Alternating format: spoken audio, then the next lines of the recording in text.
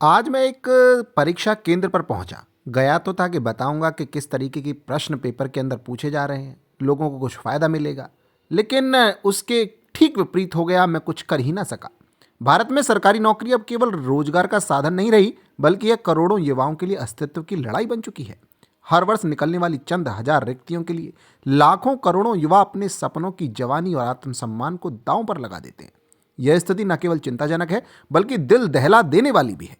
एक एक पद के लिए लाखों आवेदन यह चीख चीख कर बताते हैं कि देश में रोजगार की हालत कितनी भयावह हो चुकी है। रेलवे, बैंक, शिक्षक, पुलिस या किसी भी सरकारी परीक्षा को देख लीजिए। फॉर्म भरने की भीड़ इतनी होती है कि सर्वर बैठ जाते हैं।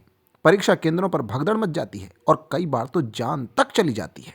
यह भीड़ नहीं, यह एक व्यवस्था की असफलता का जीवंत प्रमाण है। सबसे दर्दनाक स्थिति उस युवा की है जो सालों एक ही परीक्षा की तैयारी करता रहता है। उम्र निकल जाती है, आत्मविश्वास टूट जाता है, परिवार का दबाव बढ़ता जाता है और अंततः वह खुद को एक असफल इंसान मानने लग जाता है। कितने ही छात्र अवसाद में चले जाते हैं, कितनों ने आत्महत्या जैसा खौफनाक कदम उठा लिया, लेकिन सिस्टम के कानों पर जूं तक नहीं रेंगती। सरकारी नौकरी के पीछे भागने का कारण भी समझना जरूरी है। निजी क्षेत्र में अस्थिरता, कम वेतन, शोषण और सामाजिक सुरक्षा की कमी ने सरकारी नौकरी को आखिरी सहारा बना दिया।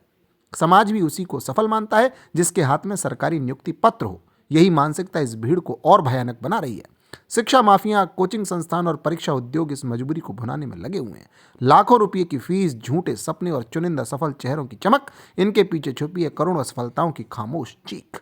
आज जरूरत है आत्ममंथन की, सरकार को बड़े पैमाने पर रोजगार सृजन की, निजी क्षेत्र को सुरक्षित और सम्मानजनक बनाने की, और शिक्षा को केवल नौकरी तक सीमित रखने की सोच से बाहर निकालना होगा।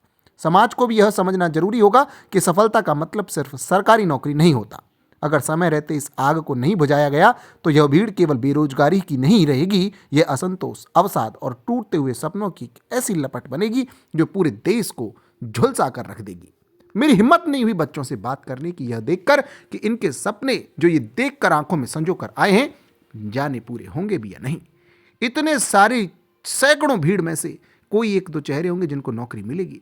ऐसी भीड़ केवल यहां नहीं है, दिन में 3-3 बार और महीनों तक और देश में जाने कितनी जगहों पर डेली ऐसी भीड़ लगती है जिसमें से कुछ चेहरे निकल पाते हैं। जाने क्या होगा, अब ये वक्त ही बताएगा।